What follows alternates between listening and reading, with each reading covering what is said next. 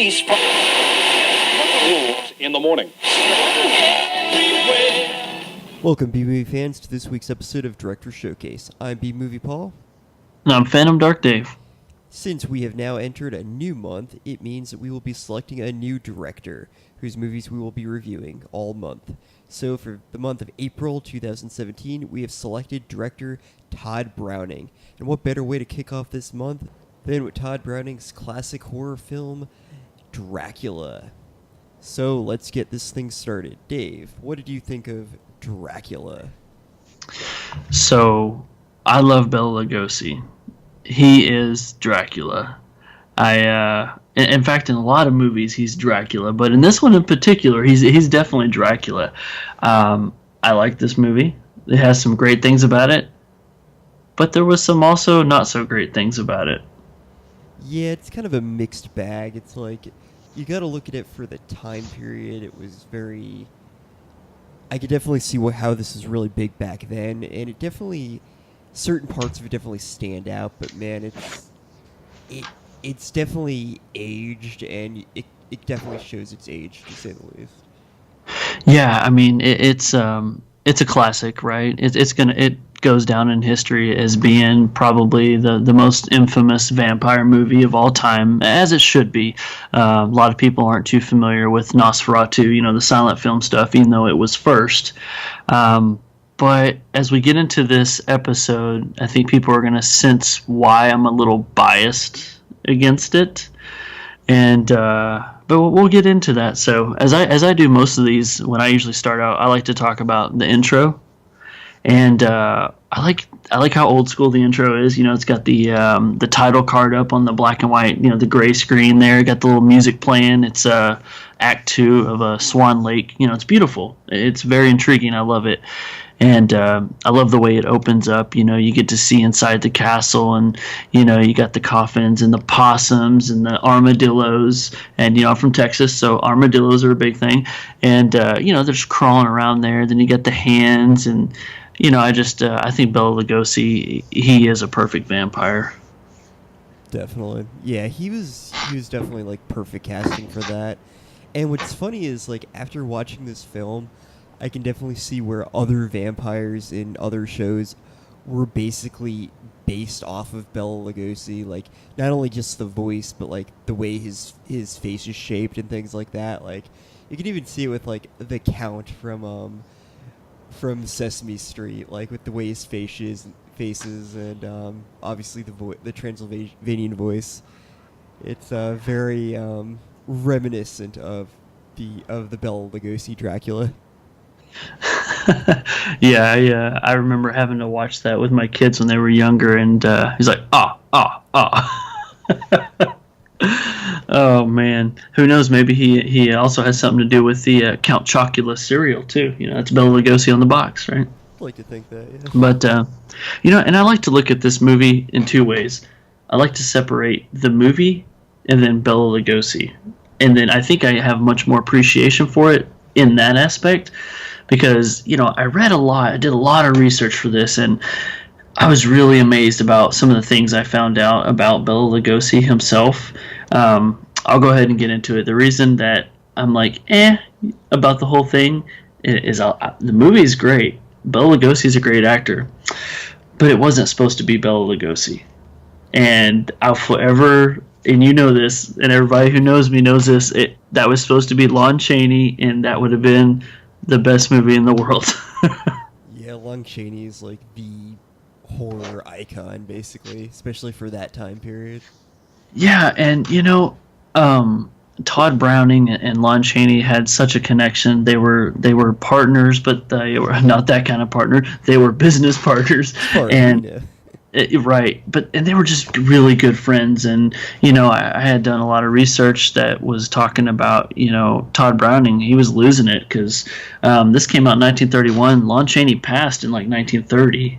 I mean, it's just right after having to recast, and he was Tod Browning was an alcoholic. He was struggling with his best friend's death, and now he has to fill the shoes. And again, Bela Lugosi, he played Dracula in the play, so it's not like he didn't know what he was doing, and he did a great job. But it makes you wonder what could have been. Definitely, yeah. One thing I did find interesting is one thing that everybody knows about vampires is fangs, but in this movie there are no fangs. Yeah, I noticed that. I kept looking at the characters that were either vampires or got turned into vampires. I'm like, their teeth look normal. Did they just? I'm like, no, it's not that they forgot about it, because this is the first, well, one of the first vampire films. So like, I guess it didn't originate with that. Yeah, thank God they didn't sparkle, right? Oh God. But another thing that was really great about Bela Lugosi, that guy can hold a stare without blinking. I would not want to have a staring contest with him. Yeah, I would not last long in that one. I mean, he was, when the camera would kind of zoom in towards him, like he was hypnotizing, literally. Yeah, that was one thing that was interesting about that he did really well. Like even when he's just like approaching people with his hand out and everything, he was pretty intimidating. Like that glare he's got, like the Yeah. Lugosi stare. Yeah, no kidding, and it looks great on the posters too of almost every movie he's in. He's doing that stare. But talking about Bella, the guy had tremendous dedication to the role. I know they talked about in that time period it was like the Great Depression or whatnot, and for him to take a huge pay cut just to get just to secure his role. Like, how can you say no to somebody that can do a great job and he's not asking for a fortune just because that role means everything to him? But deep down you wonder, like, what if Bela Lugosi really is a vampire? So yeah, in a way he's only making $700 a week, but at the same time he's like, ha, I'm not even acting, you fool, and you're paying me $700 a week. It's the perfect disguise, pretending It to be a is. vampire so no one will suspect that he's actually a vampire. Yeah, and in anybody who knows anything about kind of the history of Bela Lugosi is that he held on to that role forever. I mean, they say it's called a different movie, but it may be Dracula Part 2, 3, 4, 5 in his head. And when he had passed, he was even buried with the cape. Oh wow, that's pretty awesome. That was like his deal. Yeah, when he passed away, he was buried with the cape he used in the 1931 Dracula, and that is so cool. I mean, that does say dedication, right? Oh, definitely. But another thing is the cinematographer in this movie did a fantastic job maneuvering through that castle and those cobwebs and everything. I mean, the way he follows Bella around in there, it's creepy. The camera is pretty smooth flowing. And I know his name is Carl. I think his last name gets butchered. I think it's like, I can spell it, but it's like Freund or Freud. It's Freund. Freund. I'm not even going to attempt to pronounce it because I know I'll butcher it. Well, we're personal friends. I'm going to call him Carl. So, Tod Browning, he struggled so much that a lot of times he wouldn't even show up. And so Carl, the cinematographer, would take over as an uncredited director for this movie. And it's so funny because I'm like, that's really cool. What else has he done? Oh, he directed the Boris Karloff The Mummy. Okay. So the guy's definitely got talent.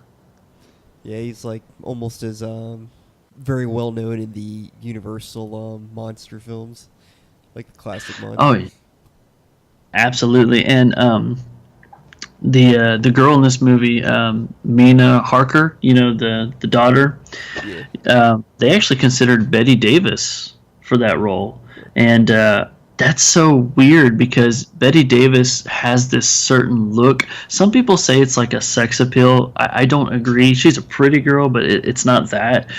But like in this movie, if you look at Dracula's his three wives, they have they're like painted white. They wear white gowns. They almost look like ghosts, right? Yeah. Like Bette Davis looks like that anyway, so it's kind of funny. But they end up not casting her because they were afraid that she was too much of a kind of like a sex appeal or an icon, and it would take away from the movie. Makes sense, yeah. But one thing that I like, a little tidbit kind of note, is they're in the castle, right? And then what's it called? The solicitor guy shows up, and then they have to take the boat over to England, right? And then they go to that Paris Opera House or whatnot. I think they call it the Royal Albert Hall, is what it is. Did you know that's the same stage as the 1925 Phantom of the Opera? I did not. That's really cool. Oh man, just hearing that, knowing that, it just made this movie get more awesome. Sounds like, yeah, that is really cool. um, It's another great film.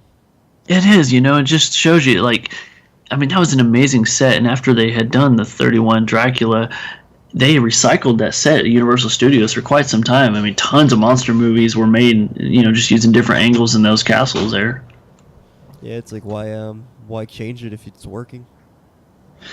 Um, I know that in the time when this came out, it was said that it was the sixth most popular movie in the United States box office in 1931, and I'm surprised because I thought it would have been a lot better than that. I mean, don't get me wrong, 6 is not bad, but you think of This Is Dracula, what could have beat it? What Then could have beaten that?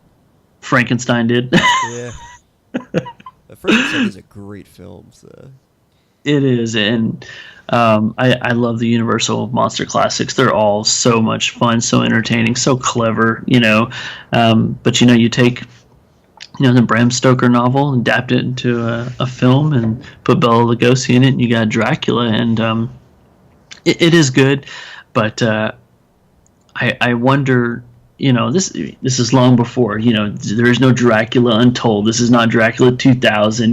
This is 1930s. Like, this was the first Dracula. You know what I mean? Because even in Nosferatu, there was no, Dracula. But, they had only been doing sound pictures for a few years anyway. So this was pretty groundbreaking. That's why there wasn't much music in this movie, too, is because at that time, audiences didn't accept it. They thought, why would you play music in the background if nothing's really going on? Like, that doesn't make sense. And that's why you get some music in the beginning, but then a lot of scenes, it's just kind of eerie. It's quiet. It's weird how things have changed with that so much. Now, if we see a scene without music in the background, it's considered weird. Yeah, it's like, is this a dream sequence or what's going on here? But I was impressed that, for as old as a movie it is, it had a $355,000 budget. That's huge for that time. Yeah, that's impressive to say the least. Yeah, I mean, I'm pretty sure the 1978 Halloween was filmed on an even lesser budget than that, and that was years after, But I guess when you got Universal Studios, you can find some financing. Yeah, pretty top notch there. Did you have any favorite one-liners or quotes from this movie? Anything stand out to you? Well, in general, I thought it's so weird watching it now because everyone knows Dracula. It's such a household name. Because seeing Bela Lugosi at the time, saying, "I am Count Dracula," and just that was the first time it was, that was uttered on screen is just so weird because it's nowadays if you hear that it'd be so ridiculous, but at that point it's that this is an actual count, and his name is Dracula, son of Drac. That's cool. It's are you saying his name is not Dr. Acula? That'll be the unofficial sequel. Right. I'm trying to remember, did they even show bite marks on the neck? They didn't, right?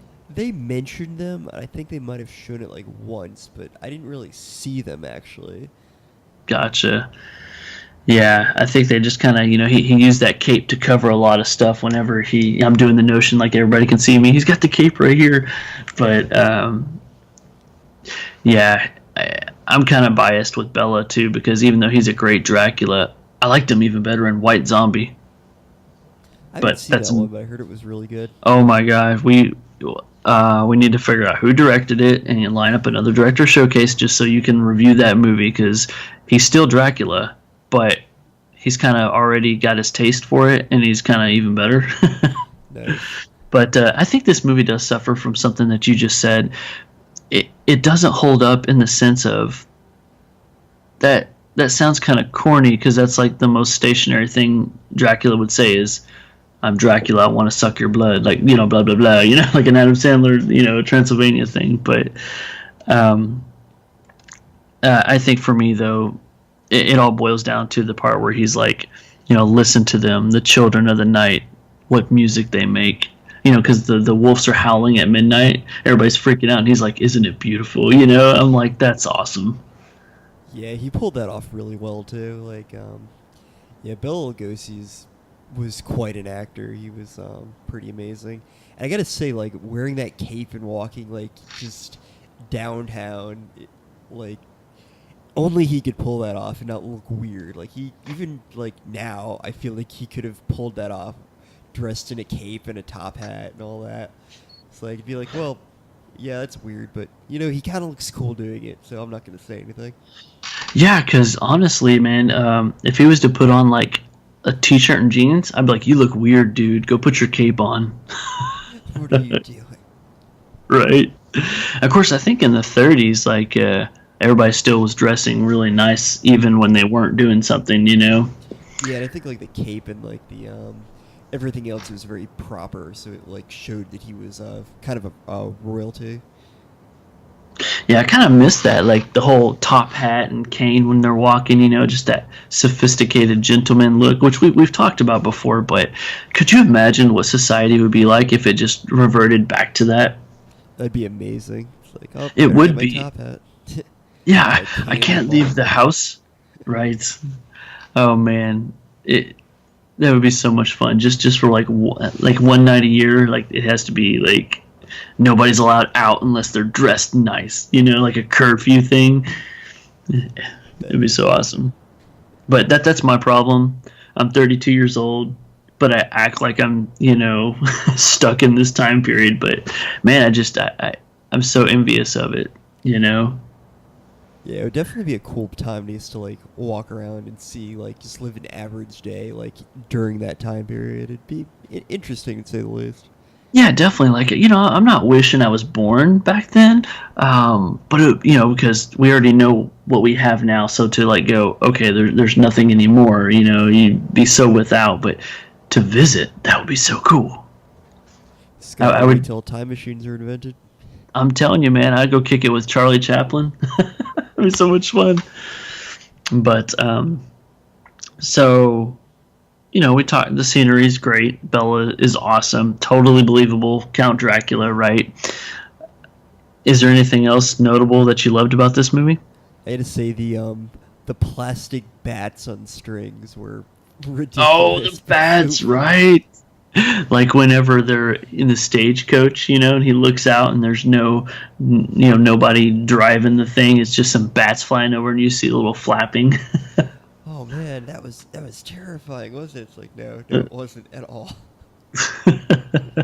No, but this definitely isn't bash Dracula film. I respect it. You respect it. It is a great movie. But I'll be curious to see where this ends up on our Tod Browning list, personally. Oh yeah, most definitely. I just have to say a couple things with this that I thought were kind of weird. Dracula's like henchman, Renfield, who's basically his Igor of the film. He really didn't do anything through the film. I mean, I guess he watched his coffin when he was on the boat, but for the most part, he was in a mental institution for most of it, and he just breaks out just to show up and be like, and just to look weird. It's like, hey, here I am. It's like, what are you? Why are you even here? Like, who are you? Yeah, go back to eating spiders and bugs. Yeah, he wasn't as cool as Dr. Frankenstein's henchman who, well, in 1931 it wasn't Igor, it was Fritz or something like that. Like, I don't know where the term Igor came from, like, but because it was later installments of the Frankenstein stuff. But yeah, I'd say Frankenstein's henchman is definitely better, and he didn't have to kill him, so. At any point in time when watching this movie, did you think of Dracula Dead and loving it? Yeah, a couple times. I think Leslie Nielsen was the second best Dracula. I can't argue that one. Oh, it's so funny, man. Another great But deceased which actor. I might I might get host for that because I forgot a lot of people really love the '90s Bram Stoker's Dracula with Gary Oldman. I actually never saw that one, so I can't compare it to anything. It's a lot of people really like it, and it's definitely watchable. It's definitely enjoyable. If you haven't seen it, it's definitely worth a watch. It's not a waste of time. Excuse me, but it kind of has that more epic feel to it than horror aspect feel to it. I would put it in the same running as like Interview with the Vampire. You know how it was like the story of it, but then it was so much more. I kind of put it with that, and when you watch it, you'll see why. But I mean, it's got Keanu Reeves in it. That's cool, right? There you go. Can't go wrong with that.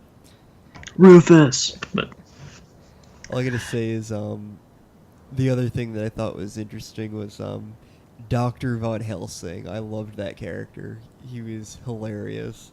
It's played by, what was his name? Edward Van Sloan, which is great because they both him and the character he was playing, had the middle name of Von, so Von, whatever. So he was perfectly casted for that. I love the fact that he's just he sees the two marks on Mina's neck, and he just goes, "Well, the only explanation was that she was bitten by a vampire, and that Count Dracula is a vampire." It's like, wow, you put that together really fast, Doc. he's like, yes, it was in the script. I read ahead in the script. It's all good. Man, I'm considering changing my middle name to Vaughn. That is a cool name. Definitely, like, it's just Vaughn anything just sounds awesome, especially when you have a last name like Helsing. Dude, if my middle name was Vaughn, my initials would be DVD. How cool is that? It's happening. Great. Yeah, but I just thought that was great. He's just like, I know exactly what's going on, and I know exactly how to solve it. And then I'm going to use my context clues to figure this out. And it was completely underwhelming when they finally, spoiler alert for anyone who doesn't know the story of Dracula, when they finally get to his coffin, and he's just laying there, not doing anything. He goes, all right, get me something to hammer up so I can hammer the stake into his heart. Then he just does it off screen. Yeah. It was so underwhelming. People couldn't handle that. They didn't want to see that in the 30s. Yeah. So overall, do you have anything else to say about the film, or? No. I mean, I hate to sound so on a classic movie, but yeah, I'll go ahead and rate it. You go ahead and start. All right, I gave it an 8 out of 10. Okay, I think I am going to get my butt kicked, and I'm going to do 7 out of 10. Not too bad. Yeah, I mean, it's definitely a great film, and as far as vampire films go, I don't think it's really been rivaled. I mean, different vampire films have done different things with it, but this one really set up so many. I mean, obviously the book as well, but so many different qualities of vampires that have stayed with it. I mean, they'll deviate from certain things, like sometimes they'll have super speed and things, and sometimes they'll sparkle and other stupid shit. But that stuff never sticks. But this one really kind of invented basically what vampires are, and I think that was really cool.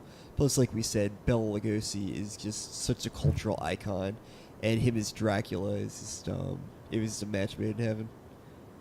Like, some of the things in it were kind of silly, especially today, like the bats. That was really goofy, but I think the story still holds up, and as far as classics go, this one is definitely a must-see. Yeah, I'm right there with you, but you know what? I'll take bats on strings over CGI bats any day. Oh, definitely. Like, it would have looked, it kind of makes you appreciate the plastic bats on strings when you see crappy CGI ones. Like, it's like blood. Like, I'd rather see, like, chocolate syrup than CGI blood any day. Yeah, yeah, so that's pretty much it with that. It's I'll defend it at my 7. I'll try not to let it slide to a 6. But I love Bela Lugosi, even though it should have been Lon Chaney. R.I.P. Lon Chaney. And Bela Lugosi, and Tod Browning. Aw, now it's all sad. Yeah, that would be an awesome dinner party, though. And special guest Alfred Hitchcock. Oh, jeez. and his many cameos. Indeed. He just makes a cameo at dinner. Right, that's all he does. Alright, so that concludes our review of Dracula. An 8 out of 10 for me and a 7 out of 10 for Dave. So, Dave, what film should Tod Browning should we watch next week? Next week, we should do a review on The Devil Doll. Ooh, that sounds fun. Alright, so tune in next week for our review of Devil Doll as Tod Browning month continues.